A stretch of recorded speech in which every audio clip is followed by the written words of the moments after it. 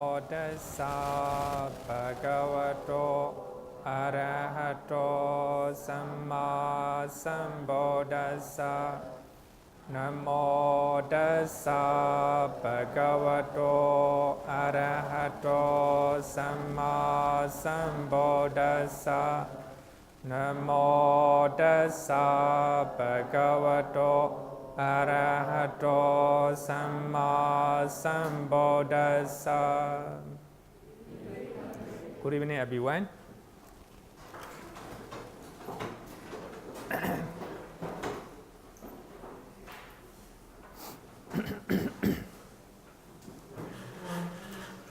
So we are learning what is Sila, right? We are learning about Sila or morality.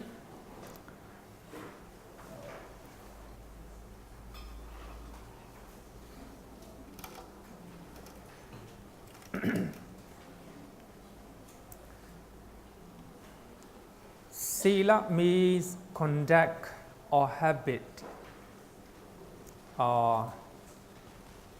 Sila actually means conduct.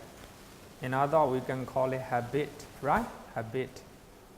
Our bodily action, our bodily conduct, our body conduct are called Sila. And also it means habit. We have a habitual actions, what we are doing every day, right? We have a habit of acting with our body and speaking with our body, our habit. So that is called Sila, right? So if we take it conduct or habit, that can be it can be good or bad, right? So that means we have a good conduct as well as we have a bad conduct, right? We have a good habit or a bad habit, right? So that is called Sila. Both negative and positive meanings can be found in Pali Canon as well. So Pali Canon use the words Sila, Susila and Dosila, right? Susila and Dosila. Susila means the one who has a good conduct or the one who has a good habit. And Dosila means the one who has a bad conduct or the one who has a bad habit, right? So when we look at those definitions, Sila actually means conduct or habit, right? It can be good, it can be bad, right? It can be good, it can be bad.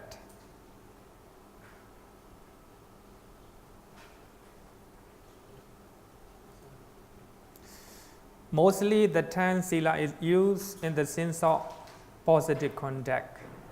In the sense of positive conduct, right? So now we are using the word Sila. So in our class we are using in a positive sense, right? Positive sense. So when we are talking about Sila, so that means it is a good conduct or a good habit, right? So normally it can mean both. We have a very famous stanzas that we are always using as a blessing. Abhivadana Silesa, right? Abhivadana Silesa, nature, Oda Pachayino, Chataro, Dhamma Vadanti, Ayu Ono Sukham Balan. So in that stanzas, we have the word Sila. Sila means habit, right? Just a habit. So we have a one term, a very famous term.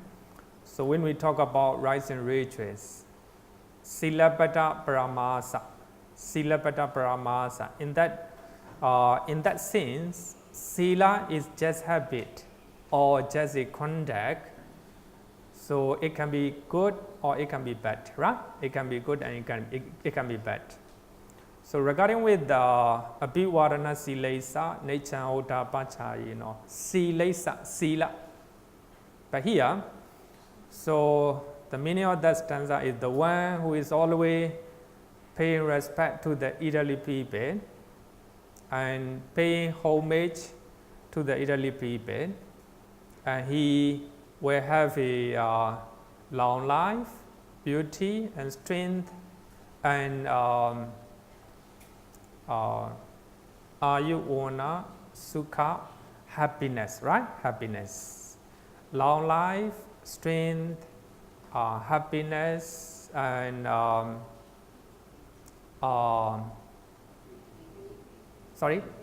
beauty. Yes. So for those who are paying respect to the elderly people and paying homage, paying homage to the elderly people, they can be expect 4 things, right? 4 things. So in that famous verse, the word Sila is just habit. So in the habit of paying homage and paying respect to the elderly people, right? They can expect 4 things. But here, in our class, we are using in a positive context, right? Positive context. Sila can be translated as a morality, moral conduct, virtuous behavior, virtue, discipline, or restraint or ethic, and many other more, right? Many other more. So actually, mostly we use the word morality, right? Morality. Bhikkhu body use virtuous behavior, right? Very beautiful term. And also, I also like the word moral conduct, right? So our conduct must be a moral one, no? Moral and virtuous one. So when we refer to Vinaya Pitaka, we will use the discipline, right? So we have a disciplines or restraint, right? Restraint. And also ethic, right? Ethical conduct or moral conduct.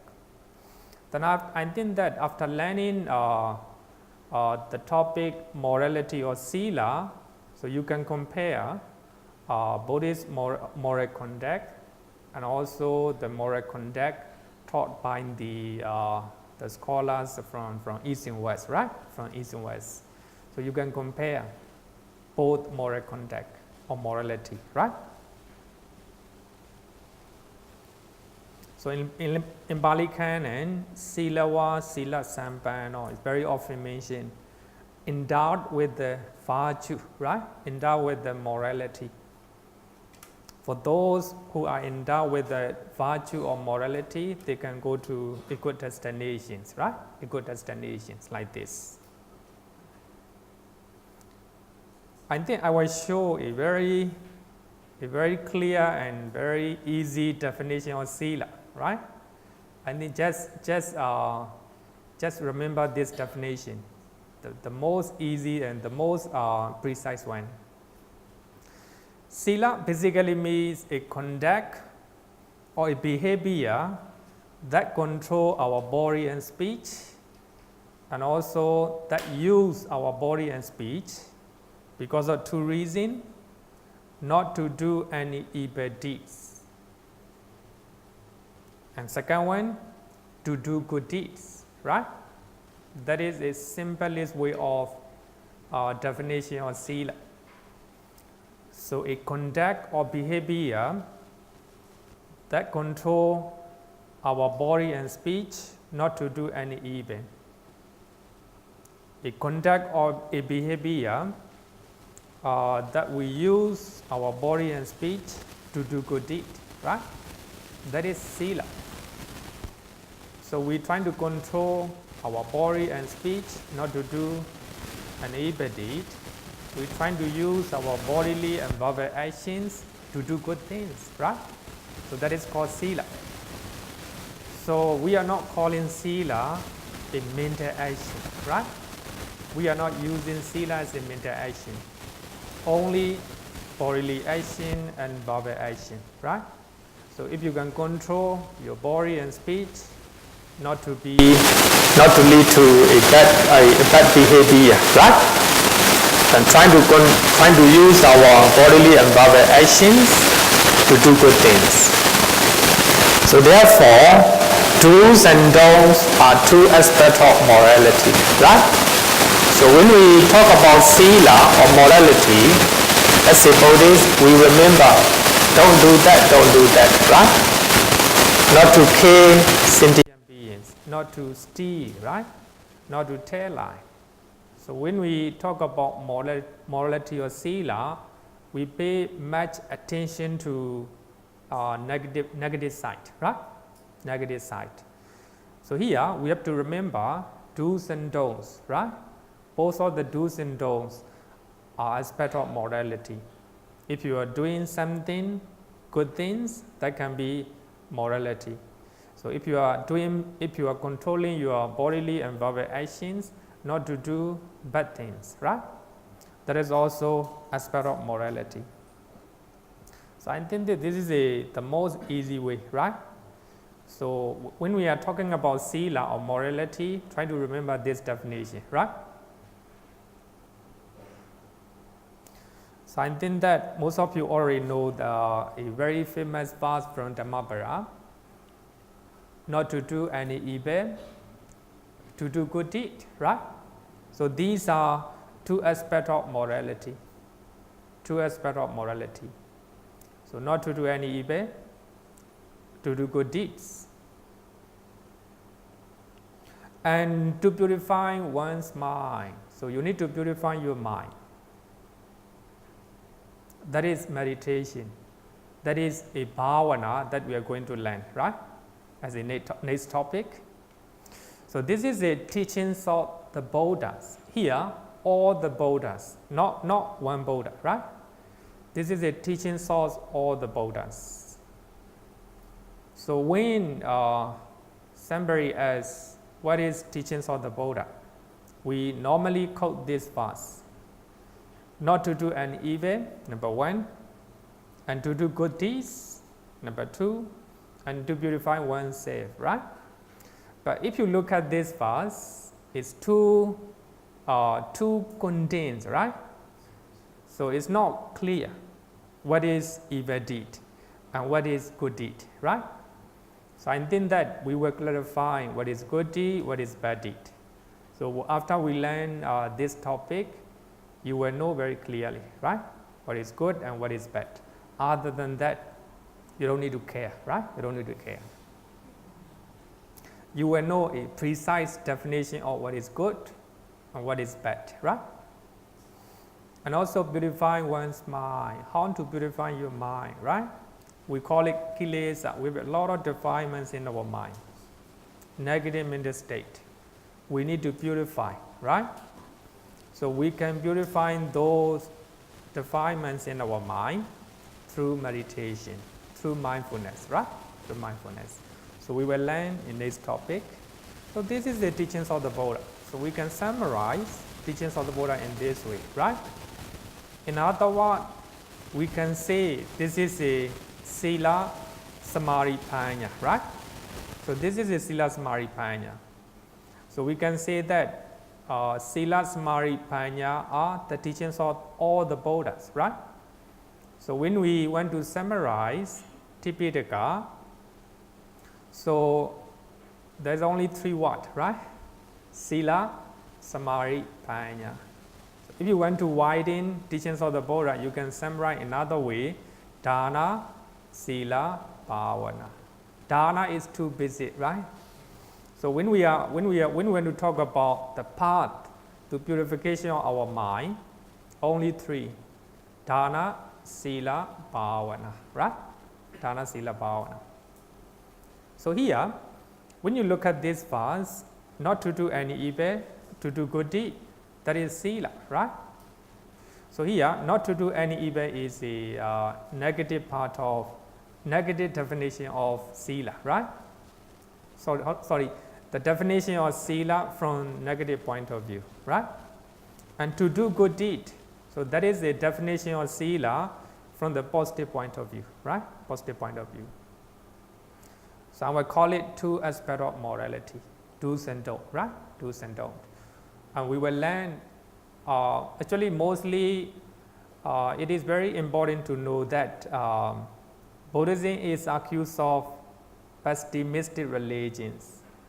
The reason is we normally learn something, important thing, from the negative part, right? Negative part. That's very important. Even we learn about Nibbana, we learn from the negative point of view, right? Dukkha Nidora, cessation of suffering, right? Cessation of suffering. Actually, we are learning through the negative part. Actually, to know important teachings, just like Nibbana, right? So I think we have to look at from a different point of view, from negative point of view and positive point of view. Here also, when we are learning Sila, and we started with the negative point of view, not to kill, not to steal, not to tell lie, right? So we have to know two aspects from the two aspects.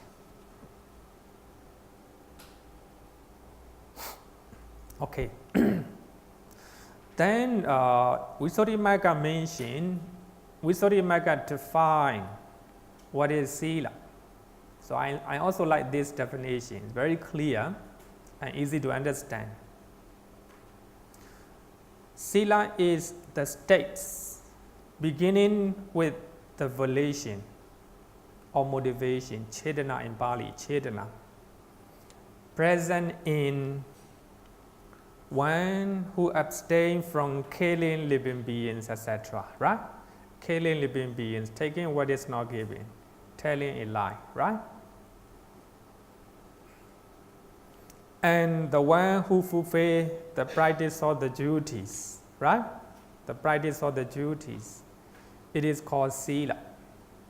Sila means the state of the volition or motivation, right? Motivation. So here, a Buddhist definition of Sila is very important. We go back to, the core, the root of all our actions, right? It's very important. For that reason, sometimes we should say that Abhidhamma is very important. If you understand Abhidhamma, you understand the core or the root of your behavior or behavior of human beings, right? Not only human beings, any sentient beings. So here also, Visuddhimagga go, the root, right? The root is volition or motivation, right? So whatever we do with our body, whatever we are speaking, the root is motivation, right? So I came here to teach. The root is motivation or volition, right? So motivation to share the message of the Buddha. You came here all the way to Mangala Vihara. Motive, right? Motivation. You have a strong motivation to learn the Dhamma. So therefore, Visuddhimagga mentioned, the root of our bodily action and verbal actions is a volition, right? So therefore, we always said that Chetanaham Bhikkhave Kamma Varami. The Buddha said that Chetanaham Bhikkhave Kamma Varami. It is the volition or motivation I call the karma. So when we call karma, it is volition or motivation, right? So sometimes we kill sentient beings accidentally, right? Without any motivation or without any motive, then that is not called karma, right? That's not called karma because you don't have a motivation or volition to kill sentient beings, right? So therefore, when Venerable Buddhaghosa interpret what is the definition of Sila, he go back to the root. So the root is volition or motivation. So when we are killing sentient beings, if we have motivation in our mind, then it is karma. If there is no motivation, you kill somebody without intention, right? Without motivation, so that is not called karma. And one who fulfills the practice of the duties, we have our own duties, right? As a man, I have my own duties. as a lay devotees, you have your own duties, right? As a parents, as a children, so they have their own duties. So the one who is fulfilling those duties is called Sila, right? The motivation or a good way in our heart, right? Or a bad way in our heart. So that is called Sila. I think here also, Venerable Buddha Kosa interpret the meaning of Sila, the definition of Sila, from negative point of view as well as positive point of view, right?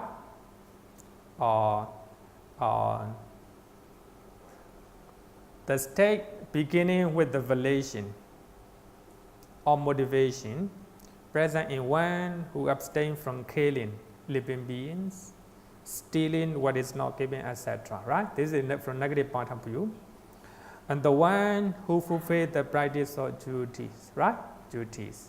So that is also the definition of another aspect of morality from the positive point of view, right? I think it's the same definition that I have given earlier, right?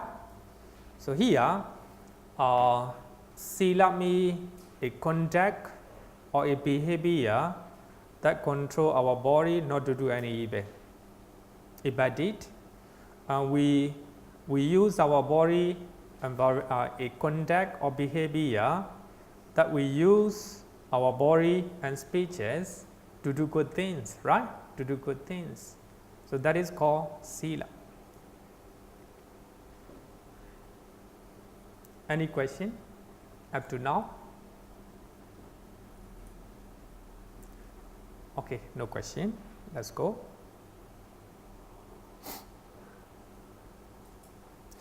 The commentaries mention three kinds of morality. So when it mentions about 10 bases of meritorious deeds, right? We have a 10 bases of meritorious deeds. So when we learn about dana, a dana or giving is one, and sharing all the merit, and rejoicing in other merit, right? So these three are connected with the dana. So these are among the 10 bases of meritorious deed, right? So when we are talking about meritorious deed, these are three types connected with the dana, right? And regarding with the Sila, we have a three type. Number one, morality. Number two, respect.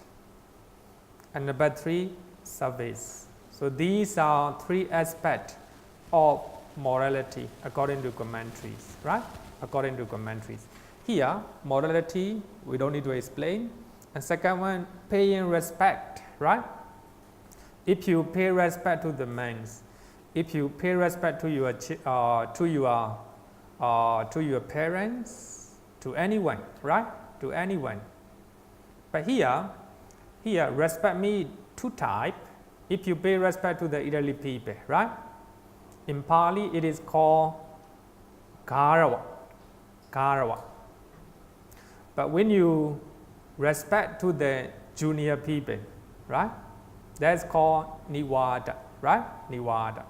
So in Mingala Sutta, two aspects of respect, right?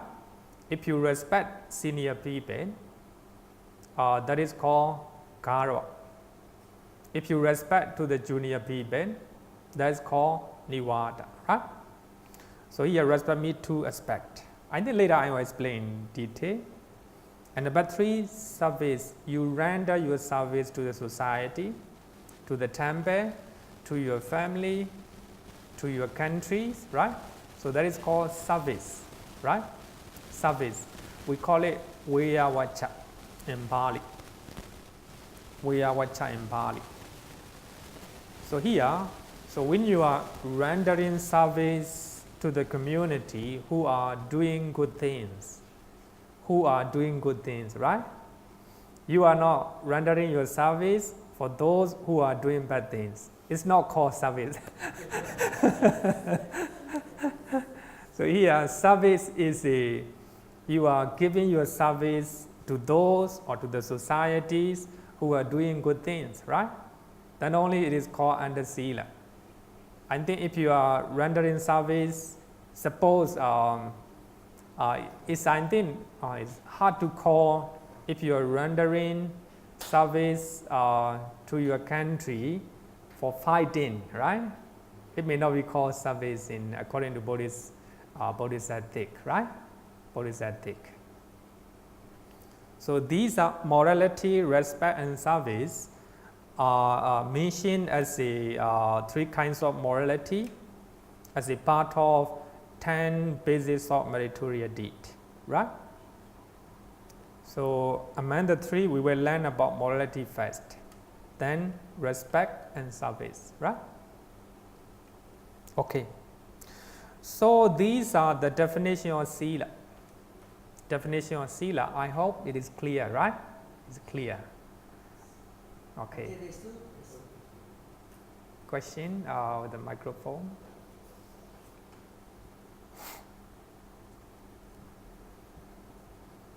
There's still a tendency that service is a bad service. Right? Also, the previous slide, there's still a possibility that the duty is a bad duties.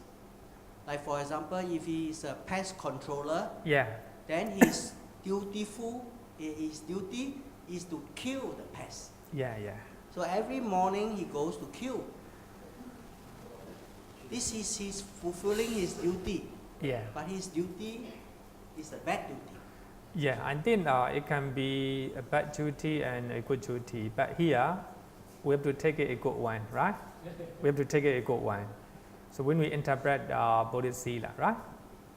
So actually, I interpret the meaning of Sila, even in Pali Canon itself mentioned both negative and positive definition, right? But anyway, we are talking about the path to purity, the purity of the mind, right? So therefore, the Sila, the definition of Sila should be a positive one, right? But it can be both positive and negative, just like a duty, positive duty and negative duty, right? But here, so when we are talking about a duty, that means a positive one, right? Positive one. Even the service also, you are giving your service for those who are doing good things, right? For those who are doing good things. Okay, so that is the definition of Sila. And regarding with the Sila, I want to mention the statement or a beautiful word taught by a very famous scholar. It's called Professor Matmula. He was a German-born philosopher and Orientalist, and he expounded in Pali, especially in Sanskrit. And he edited a lot of books, a series of books, and also he supervised the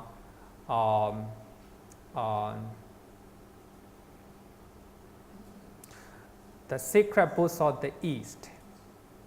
The sacred books of the East.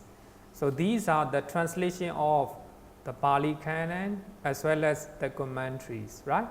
He supervised. Actually, he himself wrote so many books, but he also supervised many scholars to translate Pali Canon as well as the commentaries, and also to edit Pali Canon as well as commentaries, right? So these are a well-known Orientalist professor. A German-born. Most of the time he lived in England, and he is one of the founder of the Western Academic Field of Indian Studies and disciplines of comparative study, right? Comparative religion. He talked about Buddhist moral code, Buddhist Sila.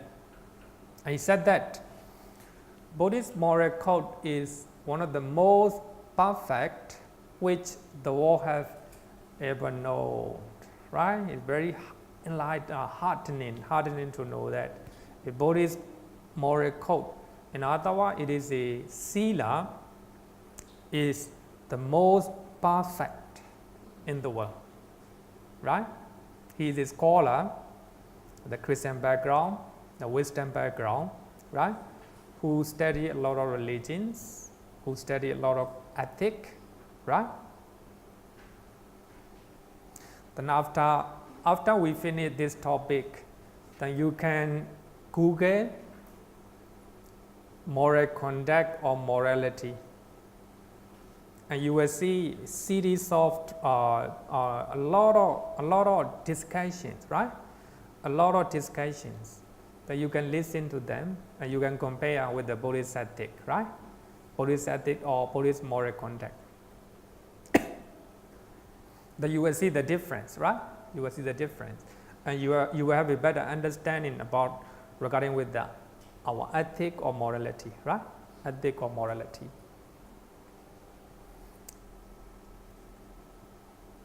So to summarize the definition of Sila, we try to control our body and our speech not to do bad things, right? And this is it from negative side. We try to use our body and verbal actions to do good things, right? To do good things. So that is called Sila. Now let's talk about the definition, different type of Sila. So we have a different type of Sila mentioned in the Pali Canon as well as commentaries, right? As well as commentaries. First of all, I want to start with the two types of Sila, which is the best grouping of Sila, classification of Sila, right? It is mentioned in Visuddhimagga. So as you all know that Visuddhimagga trying to explain Sila Samadhi Panya, right? Using a lot of reference from the Pali Canon, from the Suttas, right? So therefore, Visuddhimagga is very important for us. If you understand, if you can read Visuddhimagga, and you understand Buddhist teaching better. As I said that, it is a Buddhist Bible or a Buddhist Quran, right? So you can study teachings of the Buddha in one book. I think the translation of Visuddhimagga is not easy to read, right? But I have given the reference. So after using those reference, you go and read yourself, right? And you were used to it. You trying to use those reference and go to Visuddhimagga, the translation of Bhikkhu Nyanamoli. Then trying to read, and you will have a you will know how to read, right? How to read. Many people complain that very difficult to read, right? Very difficult. Even for us, of course, it's not easy to read, but we have to use both Pali and English translation. So then we have to compare what he is talking about. So otherwise, not really easy, right? Not really easy. But if you go and read those chapters, for you, not difficult, right? Not difficult. But here, Visuddhimagga chapter 1, paragraph number 26. Chapter 1, paragraph number 26. Mention two types of Sila.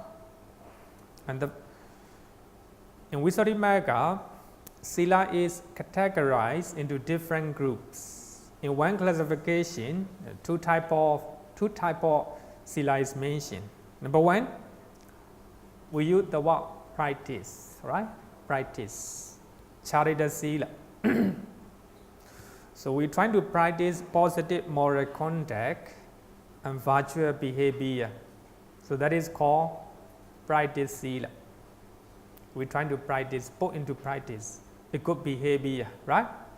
And helping other people and trying to fulfill your duty, right? Trying to use a beautiful speeches and trying to smile other people, right? Smiling other people also is Sila, right? Remember that when you are smiling other people, that you are practicing a positive conduct, right? A positive Sila. It's not really easy to smile other people, right? Not really easy. Actually, I have read a beautiful story written by Mr. Chan. So when he talk about in Monday class, it's very beautiful. So one of the guy came to temple, one of the Bhante, and talking that he has a lot of problem. He does not know what to do. So Bhante suggested, whatever reason, smile at the people. Whenever you meet people, smile at, right? Then without a reason, right? Then he followed that suggestion. A few days later, he came to temple smiling. He said that he sorted out, right? Can you share that story? It's very beautiful indeed. I like that story. Smiling, it involves our body, right? Our body. That means a good conduct. Practice Sila, right? Practice Sila. It's very important. Yesterday, one of the son and his father came to temple and requested blessing. And the father said that bless his son to get a job. Of course, we have to bless whatever reason, no reason. Go and bless at the shrine hall. Then after blessing, I told the son, when you go to interview, smile. It's very important, right? Showing a smile is very important, right? It shows you you are very friendly and you're very good person, right? So here, a smile is a type of practice, right? It is under Sila. It's called practice or Charita Sila. And number 2, avoidance, avoided Sila, avoiding negative conduct, negative behaviors, trying to avoid harming other people, and trying to avoid cheating other people, exploiting other people, right? Trying to avoid not to tell lie, right? So these are avoidance Sila. So here also, I think we trying to interpret the definition of Sila from positive and negative point of view, right? The practice Sila is positive one. Avoidance Sila is a negative one, right? Negative one. So these are 2 types of Sila. But if you know 2 types of Sila, more than enough, right? More than enough, right?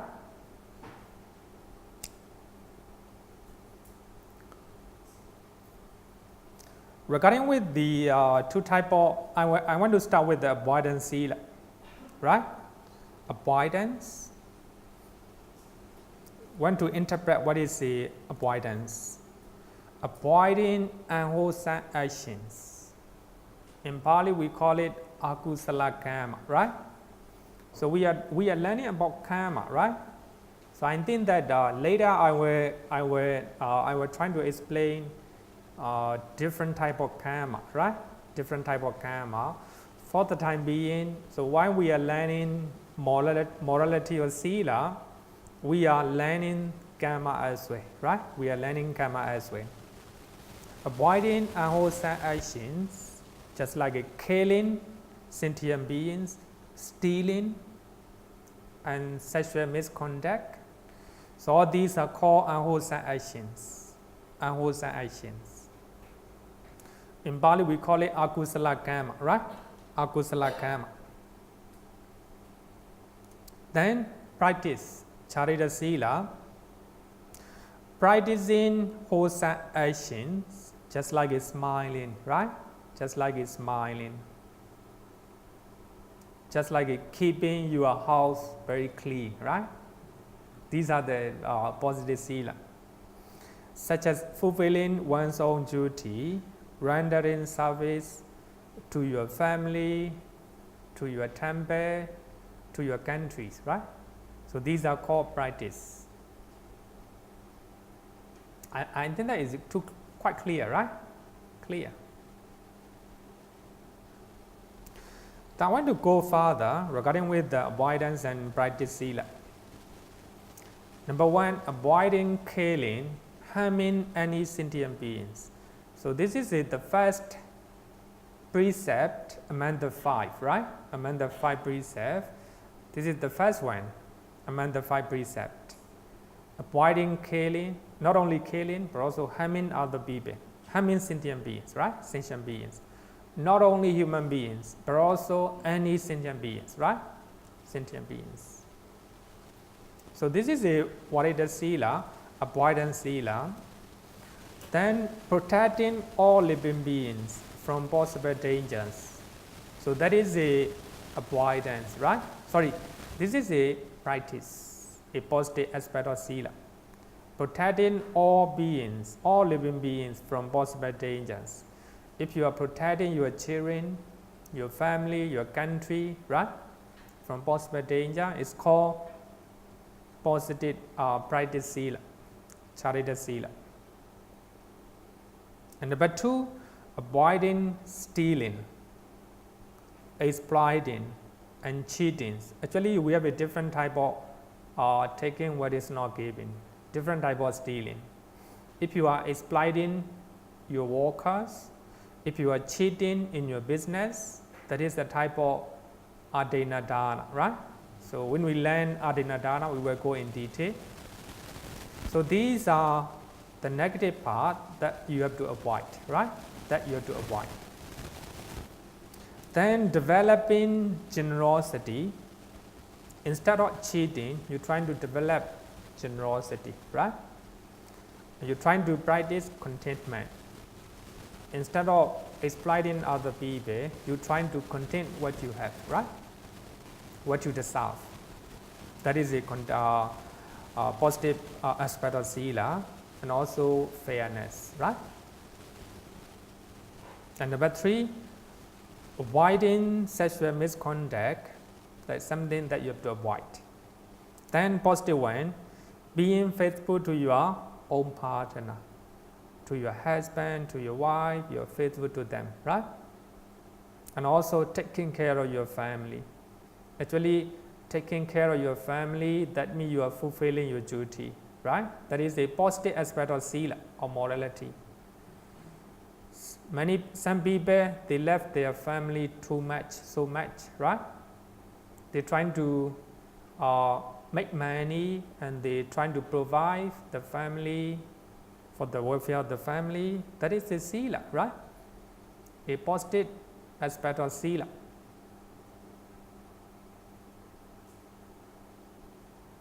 And number 4, avoiding telling a lie. That is something you have to avoid. So instead of telling a lie, you trying to practice honesty. You tell the truth, right? Truthfulness. You tell the truth. You tell the pleasant speeches, right? You use the pleasant speeches. So that is a positive practice Sila. Number 5, avoiding taking intoxicants such as alcohol, drugs, etc. And also smoking also, I think smoking also, right, is a kind of intoxicants, right? It's addicted. So for that reason, smoking is seriously dangerous, right? Written. Even though it's written on the secret, they stay smoke, right? The reason they are intoxicants, something that make them addicted to them, right? But regarding with the positive one, cultivating mindfulness and clarity of the mind. If you become drunk, your mind is not clear, right? You don't have a clarity of the mind, and you are likely to commit unwholesome activities, right? And also cultivating mindfulness. So if you are using drugs and alcohol, it's not a real mindfulness, right?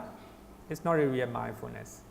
Your mind is clouded with unwholesome actions, right? Unwholesome actions.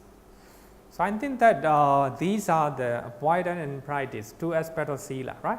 2 aspects of Sila. The reason why I explain is the Buddhists normally they think avoiding something is called Sīla, right? So we forget about positive aspect of Sīla. Sīla as a duty, the importance of the practice Sīla or Charita Sīla is beautifully explained and described in the Chulavaka Pali or Vinaya Pitaka. Very beautiful. So even though we learn when we are very young, when I was 30 years old, no, I didn't, 12 years old, I learned this verse, but still can memorize. Easy to recall that verse, right? Because so famous that it is prescribed as a in our textbook, right? In our textbook, a very beautiful explanation in the Chulavaka Pali. One who does not fulfill the duties cannot establish in Sīla. If you are not fulfilling your duties as a parents, as a children, as a monks, you will not establish in Sīla. So that actually is a literal translation of the text. So that means if you are not dutiful, if you do not fulfill your duty, that means you don't have a Sīla. You broke the Sīla, right? You get married, and if you do not fulfill the duty as a spouse, actually you're broken the Sīla. Then you got a children, you do not fulfill the duty of a parents, that means you broke the Sīla, right? But if you can fulfill, that means you are establishing Sīla, right? You have a Sīla. So actually, this is talking about talking to the monks. Actually, talking to the monks and novices. So if we does not fulfill our duty, we don't have a Sīla. If we do not have a Sīla, then we don't have a Samadhi. So this is a literal translation. One who doesn't establish in Sīla cannot acquire mental composure or mental concentrations. If you don't have a Sīla, no concentrations, right? So if you don't have a Sīla, if you do not fulfill your duty in a family, no concentrations, no peace of mind, right? Not a peace of mind, no serenity of the mind, right? Just like the as a monks. So for that reason, when you read Visuddhimagga, you will see the procedure of meditation. Before you go to a place where you are going to meditate, you have to fulfill all your duties, just like cleaning the ground or filling the water in the pot, and you how to say that, fulfill your duty to your teachers, to your pupil, and also you get permission from them. So only after fulfilling all your duties, then you can go to meditation place. So then only you will have a peace of mind, concentration, mental composure, right? If you did not fulfill your duties, there will be a lot of negative thinking in your mind, right?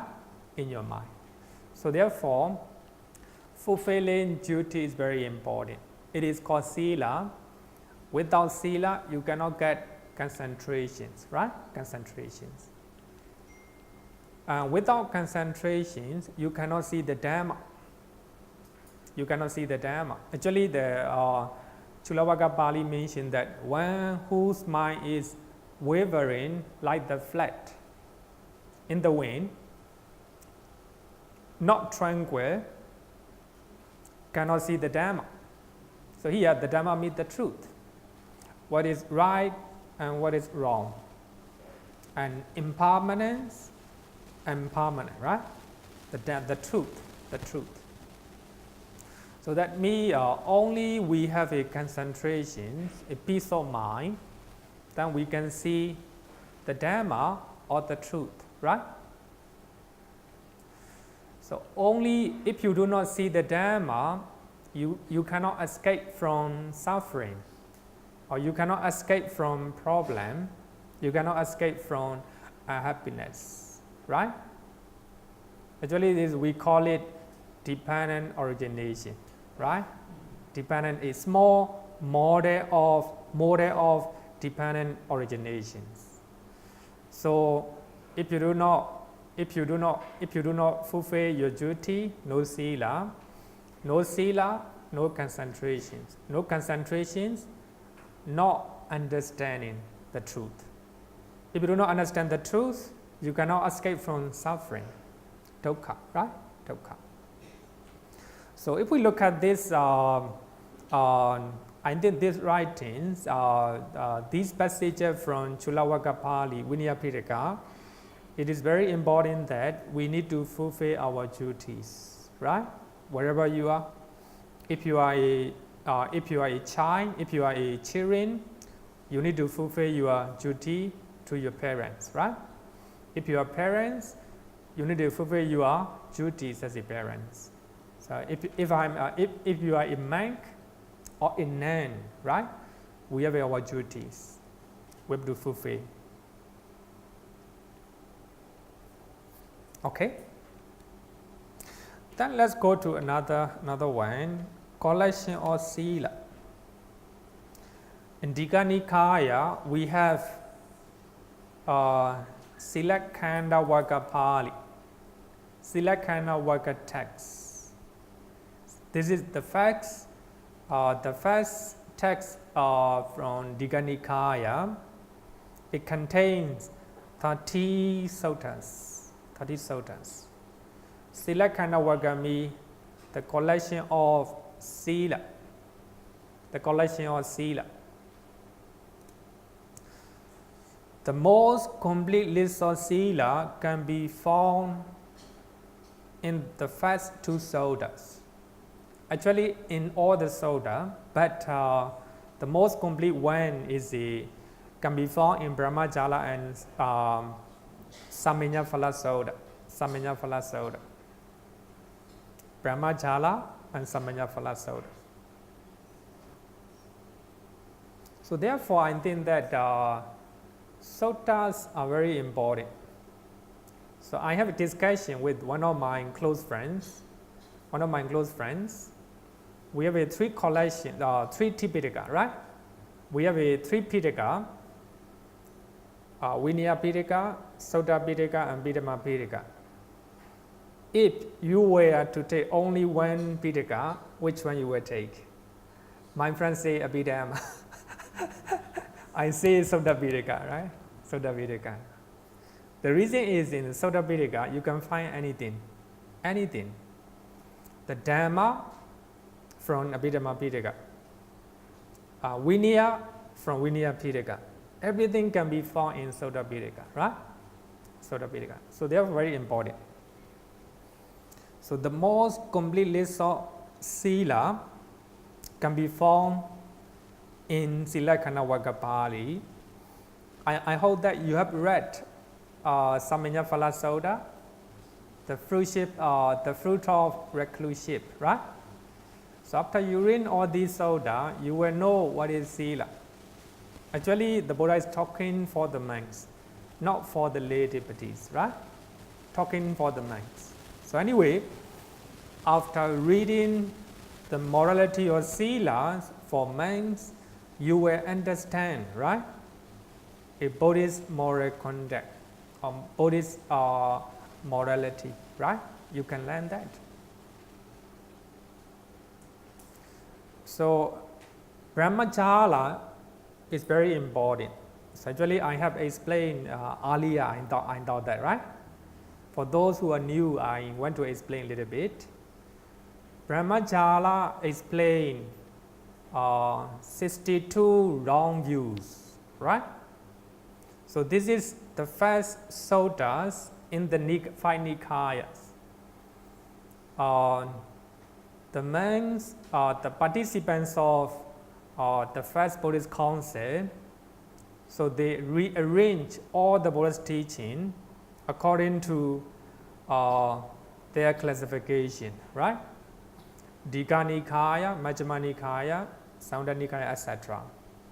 So among them, they keep Brahmajala Sutta as the first sutta in the Tipitaka, in all the Buddhist teaching. The reason is, so in that sutta, the Buddha mentions 62 type of wrong views, right? So if you know all the wrong view, you know all the right view. Opposite, right? This is a negative approach, right? Negative approach. If you understand all the wrong view, you understand all the right view. The rest, right? So that means your understanding about the Dhamma is found in 62 wrong view. That's not right, right? That's not right. For that reason, that sutta is very important. By showing what are not right, you understand what are right, right? What are right. Very important. And in Brahmajala Sutta, the Buddha have given the guideline when you have criticism regarding with the triple gems, right? Some people may blame and criticize bad things about triple gems, Buddha, Dhamma, and Sangha. And the Buddha said that if you hear such criticisms, if you know they are wrong, try to correct them. Do not feel angry toward them. The reason is if we feel angry, if we have anger, we do not know what is right and what is wrong, right? We will follow our emotion. So therefore, the Buddha instead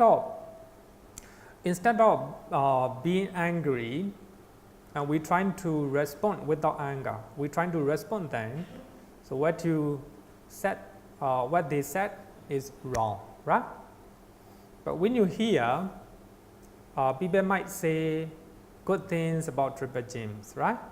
So when you hear such a one, and trying to, if they are right, trying to respond then why they are right, right? So that is a very good guideline given in Brahmajala Sutta. So now we are talking about Samminya Phala Sutta, second sutta, right? Second sutta. I have given a translation of Samminya Phala Sutta, about 50 pages, right? How many pages? So many pages. Sorry that if you don't want to print out, you can bring your handphone or your tablet, right? So you can save the paper, right? You can save the paper. But I will refer to those pages, right? So all the even we are learning meditation, next topic, we will learn that sutta as well, right? We will go based on that sutta, Samminya Phala Sutta. It's a very important one. It shows Sila, Samadhi, Panya, right? Sila, Samadhi, Panya.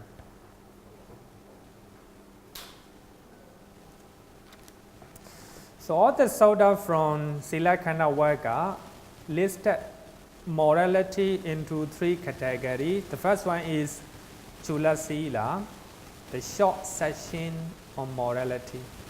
And secondly, Majjhima Sila, the intermediate section on morality. And Mahasila, the long section on morality. So Sila is mentioned in three categories. So as you all know that, I think I don't need to explain a lot about King Ajatasattu, right? So he is the one who killed his father. So at the end of this discourse, the Buddha said that if he didn't kill his father, he will become Sotapanna right away, right? Because he killed his father, he committed a very hideous crime. Because of that, even he hear the Dhamma, so he didn't become Sotapanna, right? Sotapanna. So he went to go and meet the Buddha. He afraid that he killed disciples of the Buddha, his father, right? He dare not to go and approach the Buddha. And on full moon day, one full moon day, it is a December, in the December full moon day. You know, the sky is clear, and he was sitting on the veranda together with his ministers and advisors. So by that time he said that it's beautiful, though it's beautiful. So it will be very nice to go and see a religious spiritual guru, right? So disciples of other spiritual schools, they give advice to go their teachers. But the Doubter Jivaka is silent because he knows that the king wants to go and meet the Buddha. So anyway, the king taught to Jivaka, the Doubter Jivaka, everyone suggested to go to their religious master, but why are you silent?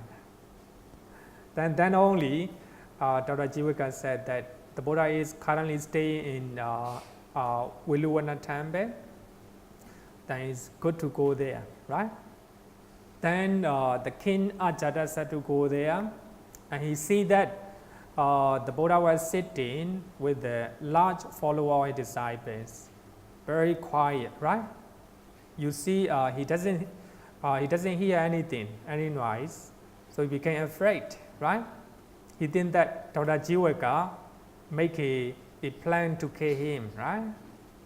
And Doubter Jivaka said that just go ahead.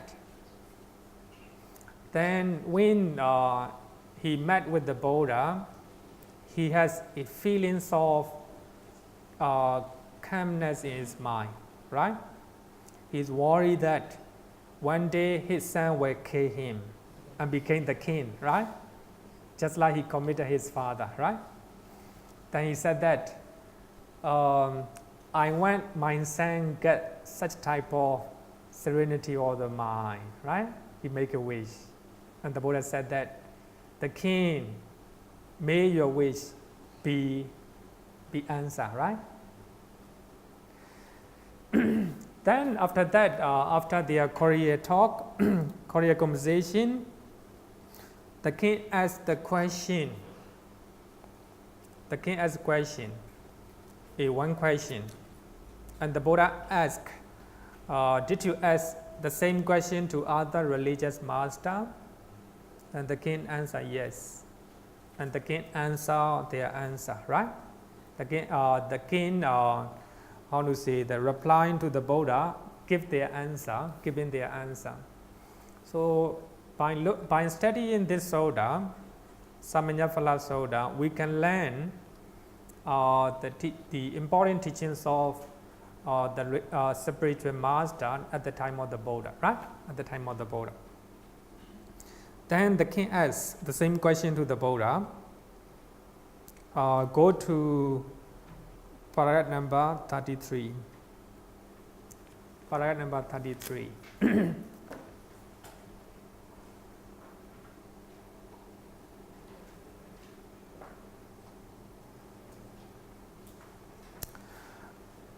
Paragraph number 33, the first visible fruit of recluseship, right?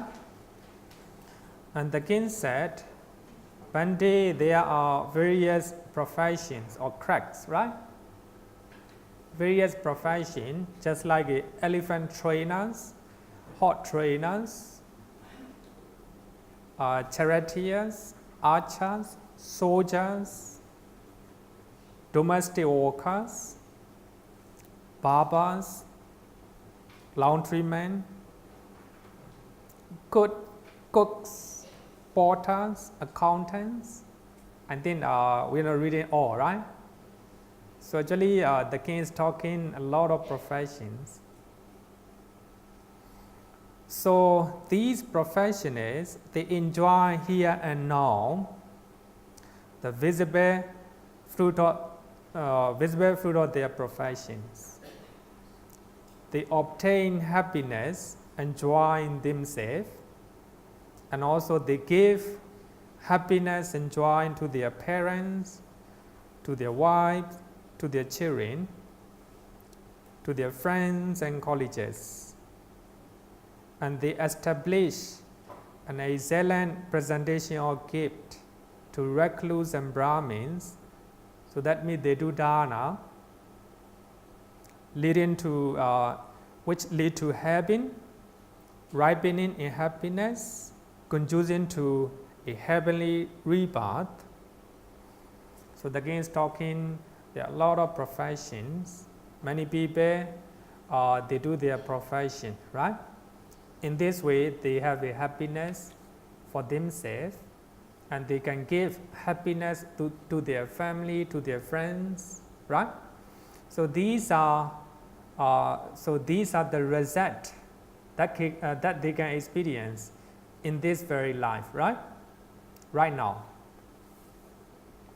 And the king asks, is it possible, Venerable Sir, to point out any fruit of reclusive that is similarly visible here and now?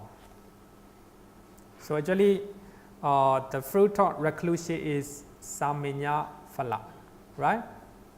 You became a monk. Can you tell us the fruit of being a monk right now, right?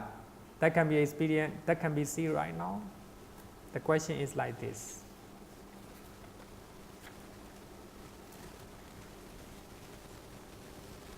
So many people will be surprised, right? Those people who are not from Buddhist background, right? They were surprised why we became a monk, right? So they want to know the fruit of reclusive, or the fruit of manhood, right? Manhood.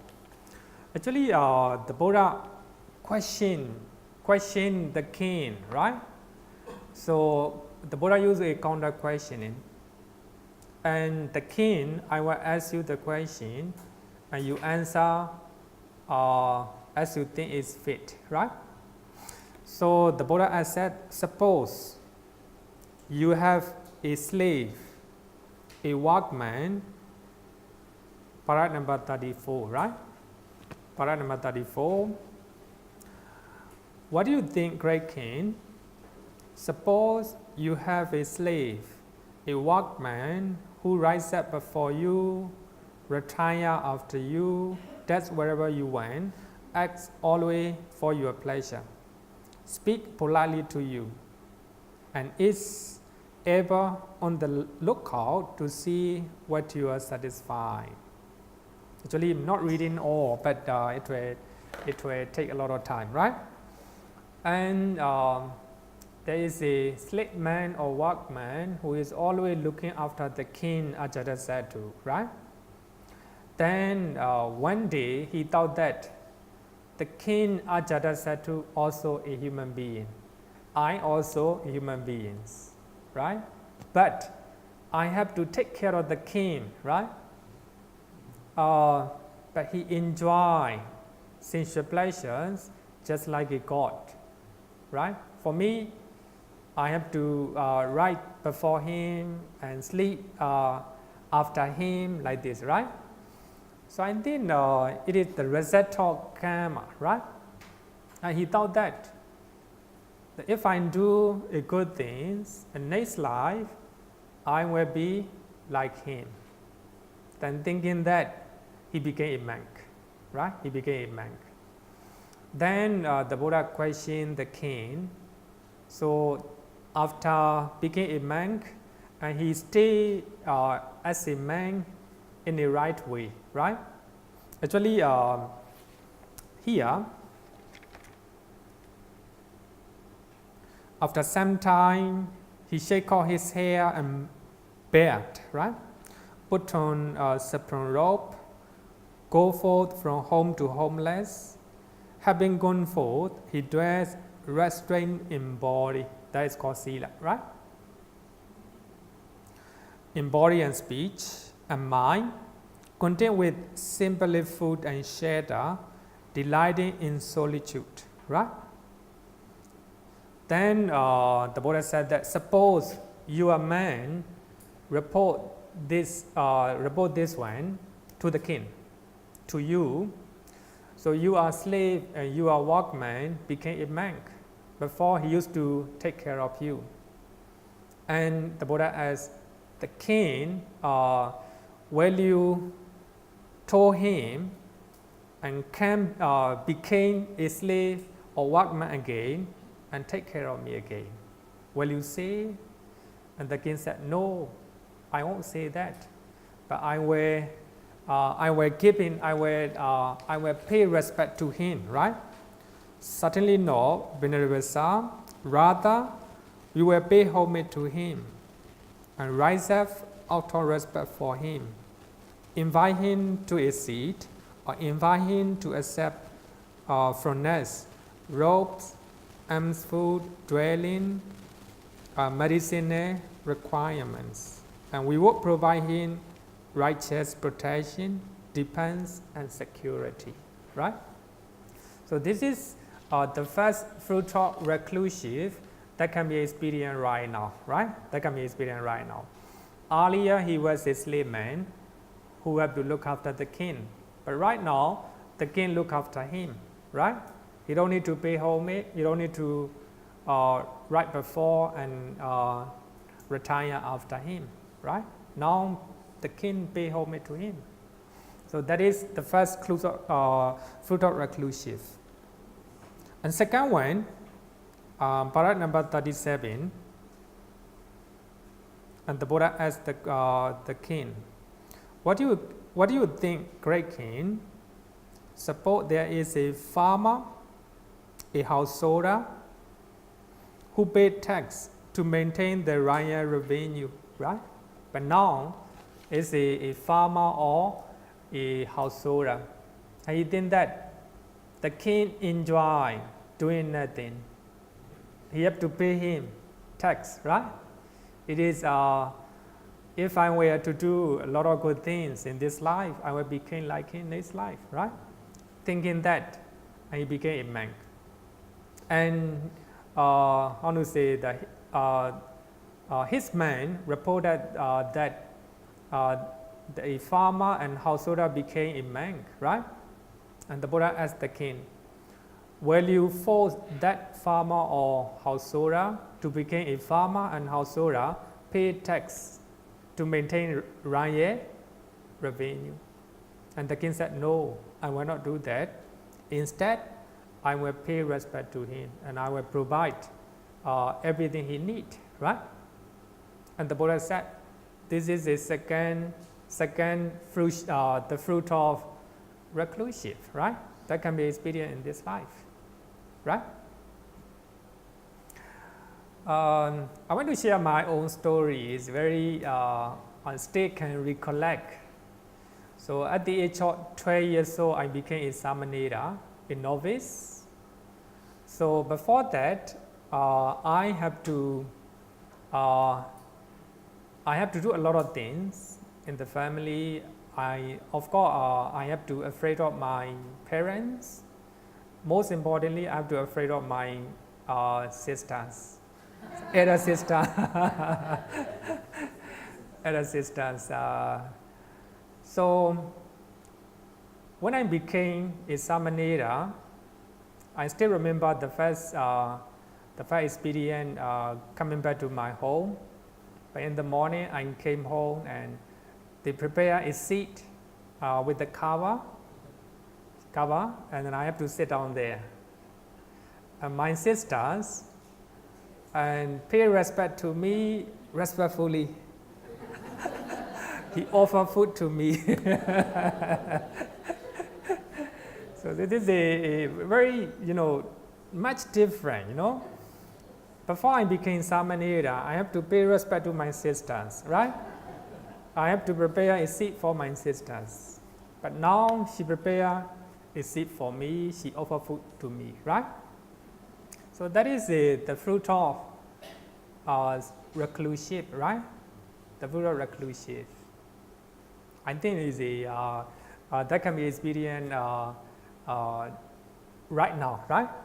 Here and now. Then I still remember one of my cousin brother, and he said he's smiling and laughing. So this is the fruit of reclusive, right? So earlier you have to afraid of your sister. Now your sister is paying respect to you. So that is the fruit of reclusive, right? That can be experienced right now. So it's a good memory. So as a parent, before I became Samanera, I have to pay respect to my parents, right? But as a man, they pay respect to me. So that is the fruit of reclusive, right? And also in Myanmar, when you don't need to pay any tax. But I think even here, right? As a religious organization, you don't need to pay tax, right? So that is the fruit of reclusive, right? The fruit of reclusive. Okay, so I think these are the fruit of reclusive that can be seen, right now. And the king asks, is there anything that can be seen right now? The Buddha said yes. Then the Buddha talked about 3 types of Sīla, right? Chula Sīla, Majjhima Sīla, and Maha Sīla. Then after that, the Buddha talked about concentration.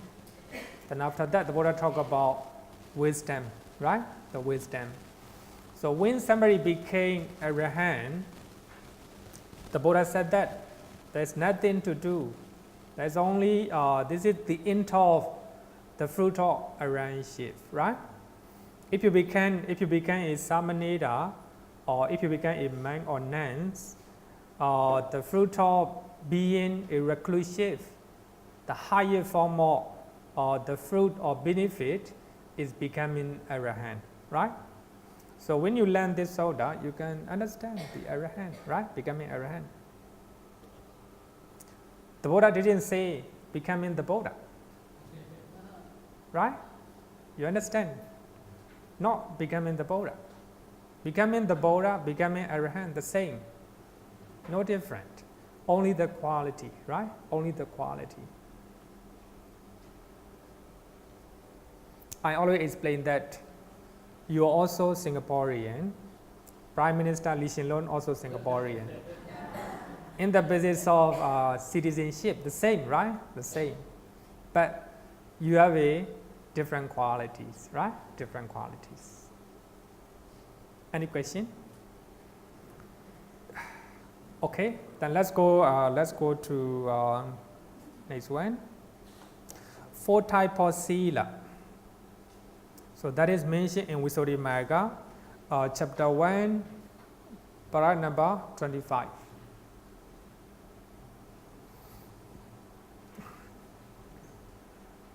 So when we talk about 4 types of Sīla, you can go and read Digha Nikaya, Sutta number 2, paragraph number 44. So that is a Samanya Phala Sutta. Please go to paragraph number 44.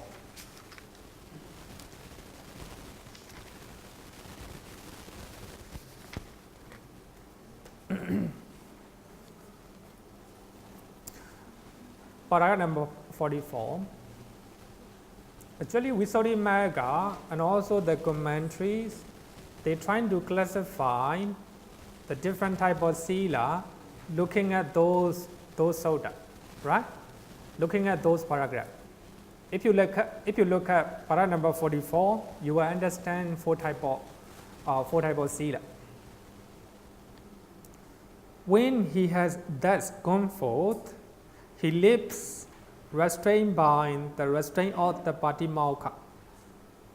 But here, you can see the definition of Patimokkha underneath in the footnote. The code of fundamental monastic rules, right? Fundamental monastic rules. So as a monk, we have 227. For nuns, 311, right? 11, right? For lay devotees, 5 precepts. Right? So that is called Patimokha, right? Patimokha. Possess of proper behaviors and resort. Having taken the rules of training, he trains himself in them. As a lay devotee, 5 precepts, right? Taking up the rules of training, he trains himself in them, seeing danger in the slightest fault. Even the slightest fault, you see the danger. If you break this slightest fault, you have a such problem, right? He becomes to be endowed with wholesome bodily and verbal action. But here, two, right? Bodily and verbal actions, not mental actions. So we are talking about Sila. So therefore, we interpret Sila means bodily and verbal actions. Looking at this one, right? He comes to be endowed with the wholesome bodily and verbal actions. His livelihood is purified. Later we will learn how he can purify his livelihood, right? And he is possessed of moral discipline. He guards the door of his sense faculties. He's trying to control his eye, ear, etc., right? Usually controlling your senses, your eye, your ear, your nose, that's called Sila. Is endowed with the mindfulness and clear comprehension and content. So actually here, endowed with the mindfulness, actually mindfulness is not a Sila, it is a bhavana, right? It's a bhavana, meditation. And clear comprehension, the same thing, meditation. And content, also meditation, right? So whatever connected with the mind is called meditation. Whatever connected with the body and speeches, that's called Sila, right? But here, the first one is the morality of rules, restraint. In the Visuddhimagga, Sila is mentioned in 4 types. Number 1, the morality of rules, restraint. So here, Patimokha is fundamental Vinaya rules and regulations for monks and nuns, and 5 precepts for lay devotees, right? Lay devotees. So that is called Sila. So as a Singaporeans, as a citizens of Singapore, you have a rules and regulations that you have to follow, right? So that is called Sila. If you break Sila, you have to go to jail, or you have to get fined, right? You have to be fined. So that is a breaking Sila, right? Breaking Sila. Here, the first one is a Patimokha Samvara Sila. But Samvara is controlling or restraint, right? Controlling or restraint. The morality of rules, restraint, rule control. So as a Buddhist man, we have 227 Vinaya rules, major rules. And if we elaborate those rules, 91 billion rules and regulations. Actually, Visuddhimagga mentioned exact number of, as I have written here, 91 billion and 805 million and 36,000 rules. So that means we have a 91 billion rules and regulations for monks, right? So there are so many, but actually even the Arahant, they can still break the Vinaya rules, right? Because of variety of Vinaya rules, right? Even the Arahant, that means Arahant do not break the Vinaya rules with the negative mental state, right? Negative mental state. Just like one time, if Arahant is meditating in the meeting, is breaking Vinaya rules, right? No meditation in the meeting, right? So here, when we learn about morality or rules, restraint, then you can read Samanyaphala Sutta from paragraph number 45 to 63, right? 63. And look at 45. Look at the 45. We are not reading in detail, but I just want to explain a little bit. Look at paragraph number 45. Then the first one talk about killing, right? So that man trying to refrain, abandon killing, destruction of life, right? Instead of killing, he dwells full of kindness, sympathetic for the welfare of all living beings, right? So when you look at this paragraph, we can see two aspects of Sila, negative and positive, right?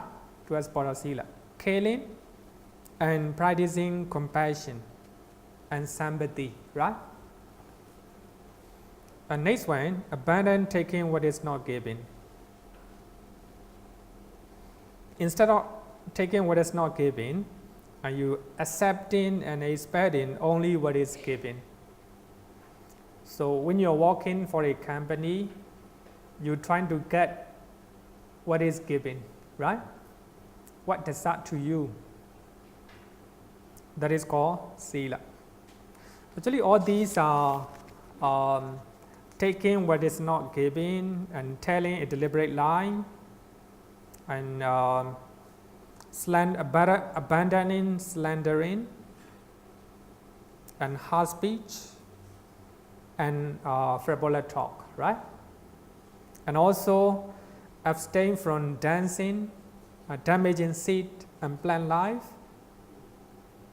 Eat only one meal a day, and abstain from dancing, singing, instrumental music, witnessing unsuitable shows, right? Unsuitable shows. So that means listening music and seeing the film, right? Movie. That is a breaking Vinaya rules as a monk, right? As a monk. So I think if you look at from paragraph number 45, you will understand, right? What is rule restraint. So these are the rules laid down by the Buddha for monks and nuns. So as a Buddhist monk, we have to follow them. We have to control, right?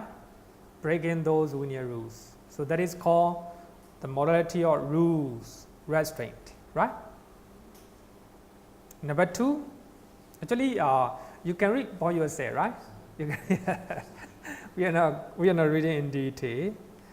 Number 2, the morality of restraint or sense faculties. You're trying to control your eye, your ear, right? So as a Buddhist man, not allowed to listen music, trying to control eye, right? So here, you can look at para number 64, very beautiful, a very comprehensive definition.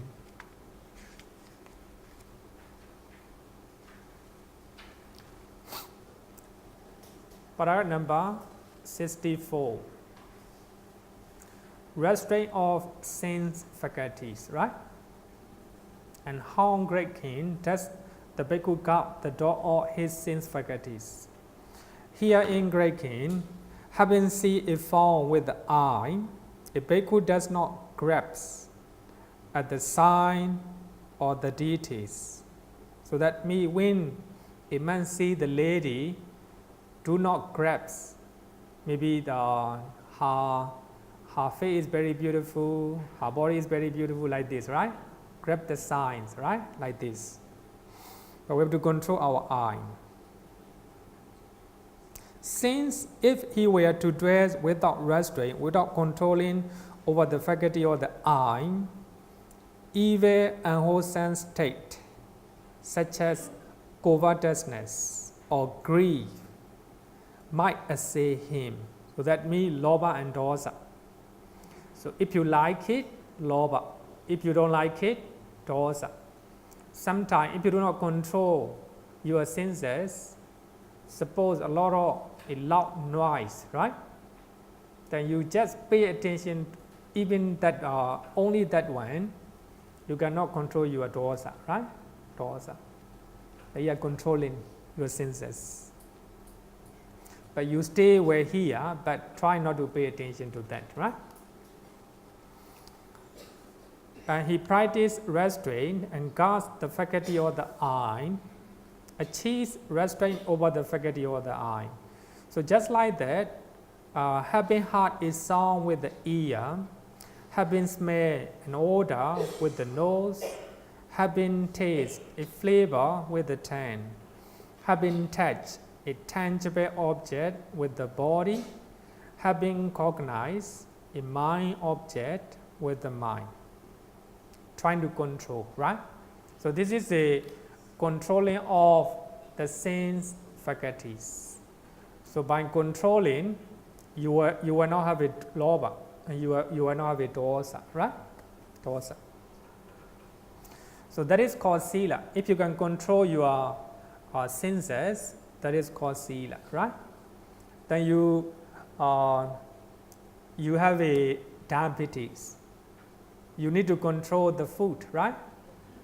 But without controlling the food, then you are dying.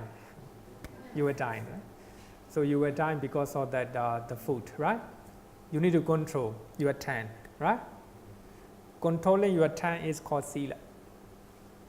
For that reason, we always say that if someone has a Sila, long life, right? Long life. That means he can control his bodily and verbal actions, right? Then number 3, the morality or the purity of livelihood. The morality or the purity of livelihood. And you can look at page number, paragraph number 54.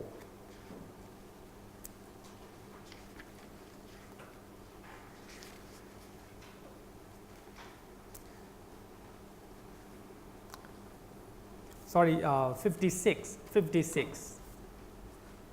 Paragraph number 56.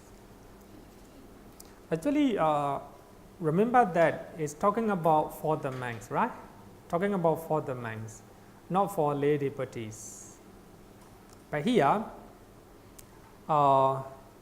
whereas some recluse and Brahmins, while living on the food offered by the faithful, and they are living by a wrong means of livelihood. Wrong means of livelihood. Actually, the wrong means of livelihood is mentioned extensively for the monks. So you can see some of the examples. Here, prophesizing long life, prophesizing prosperity.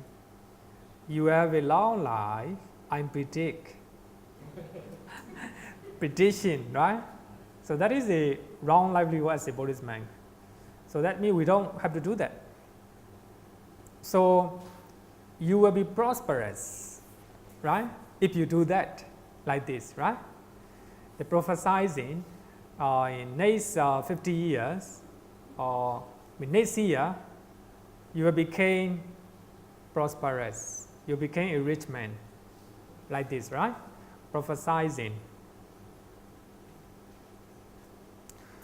And prophesizing the mark on a person's limbs, hands, feet, etc. And divining by means of omens and signs. So all the things about astrology, right? Astrologies and palmistry, and also not only telling the mind of other people, right? So as a Buddhist monk, so we have to refrain from doing astrology, right? Astrology.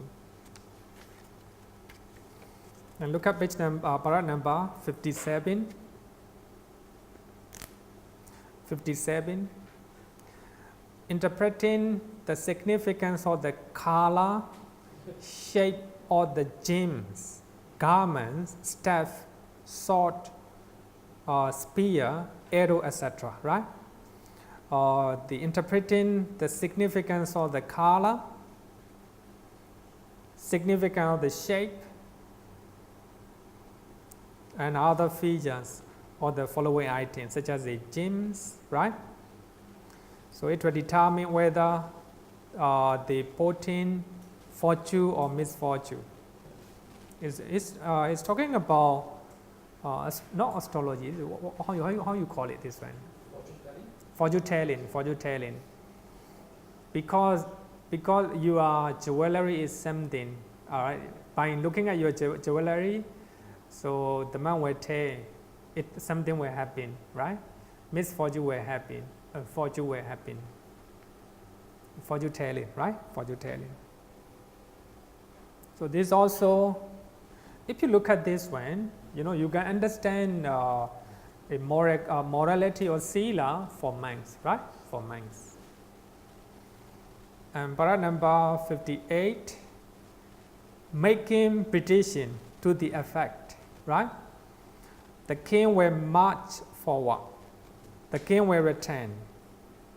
That means Donald Trump will come to Singapore. Then Donald Trump won't be Singapore, right? Like this, petition, right? Petition. Is actually it is considered as a it's not impure livelihood for monks, right? So we are not, our life not based on those business, right? Not based on those business. Our king will attack, and the enemy king will retreat, right? And making petition that American will invade North Korea like this, right?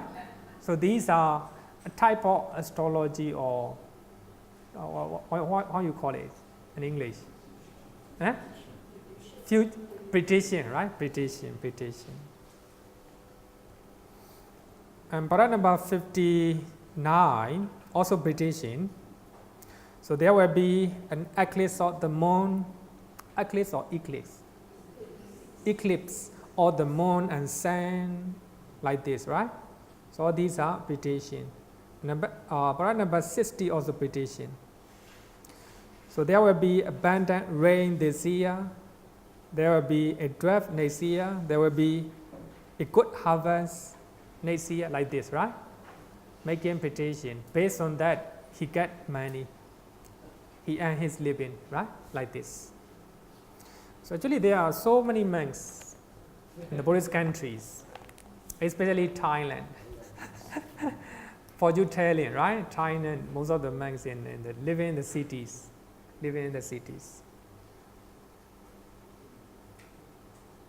There will be a famine, right? Like this. And paragraph number 61 is called debased art. Debased art. It's not a holy one, right? It's debased art.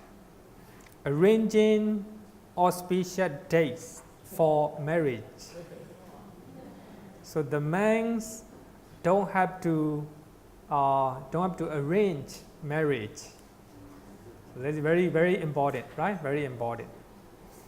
In Myanmar, some monasteries they accept the wedding ceremony, and many object that idea. It's not advisable or not allowed for the monks. Not a equal livelihood, right? Equal livelihood. By accepting wedding ceremony, they get sun offering, right? Sun offerings. So that is many people, many monks, they criticize that idea, right? Have you ever seen the monks arrange marriage ceremony or wedding ceremony? Have you seen? Really? Where? Mahayana. Oh, yeah. Actually, this is a Theravada, right? Theravada.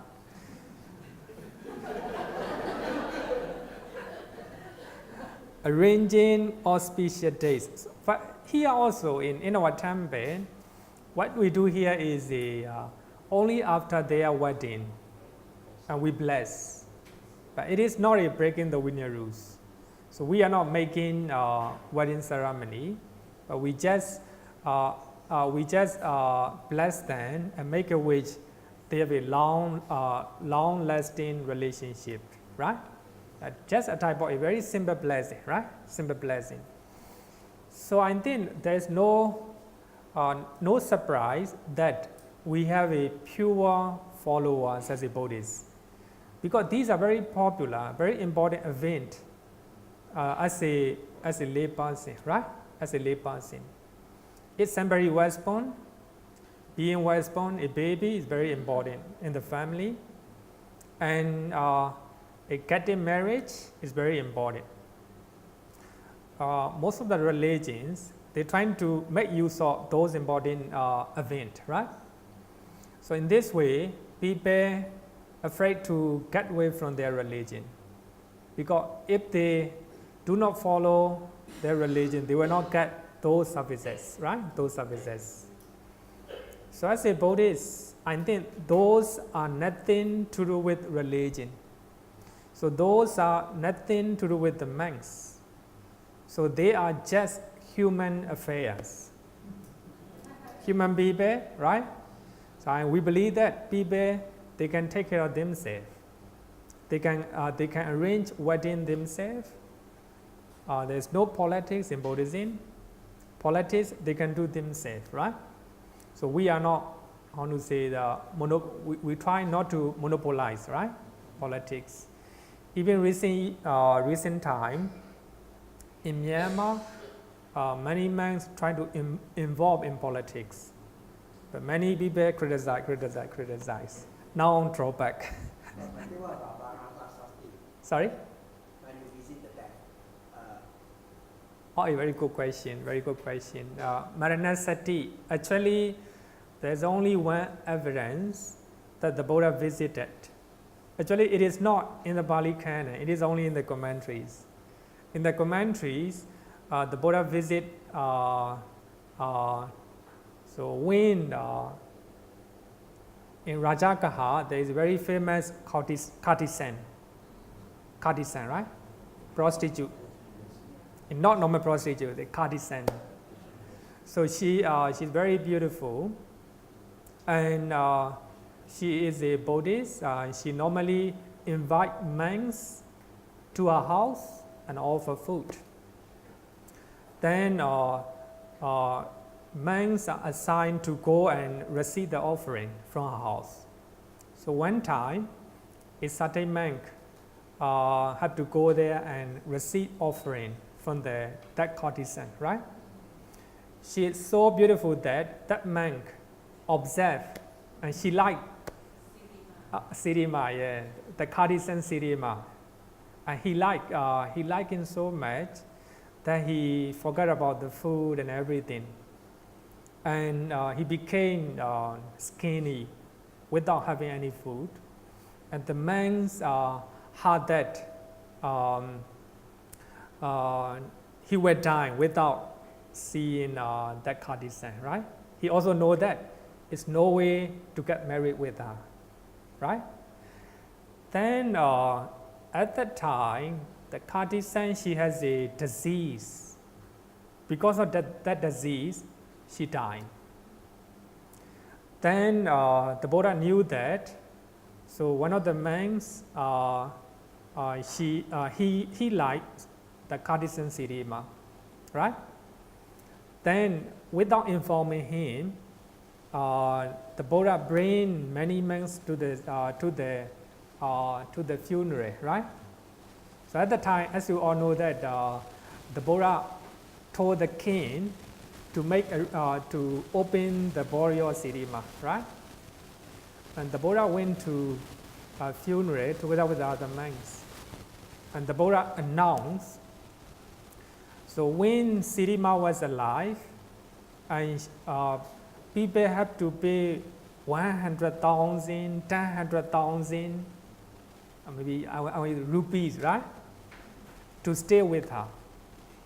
Now the Buddha said that for those who want to get the body of Sirima, have to pay 1,000. Nobody can map. Okay, 100. Nobody can. Okay, 10 rupees. Nobody can. 1 rupees. Nobody can. And the Buddha talk about the the disgusting nature of the body, right? So at the end of the discourse, that man became enlightened. So that is only one place that we see the Buddha visited the funeral. Even the funeral, we consider as a affair of the people, human beings. Of course, now as a Buddhist, we it is the theory change a lot, right? Theory change a lot, but we still follow the advice of the Buddha, right?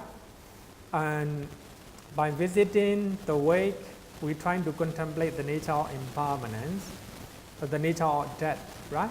We chanted. So sorry, it's taking a long time. Let me finish this one, yeah? So here, actually, if you read, you will see the morality or the purity of livelihood, right? You will see the Sila. The last one is the morality concerning with the requisites. So regarding with the requisites, you can learn paragraph number 47, right? You can read 47. So these are the 4 types of Sila mentioned in Visuddhimagga. Actually, we can find Samanyaphala Sutta, paragraph number 44, right? 44.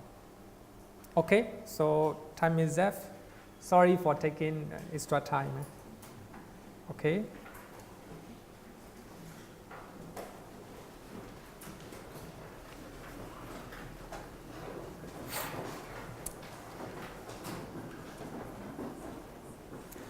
Yo varatam bhavaro manu jesu sakyamo nipakavakata kecho parakato bala vidiya samangi tan sukatan saranatamu ragavi ragamaninjamasokan namamasankata mapatikulam madurami mambaguna suvipatam dhammamimam saranatamu yatha dena mahapalamahu chatusu susisu purisayugesu atacha bogala dhammadasate sangami mansara natamu pemi satu. Good night, everyone.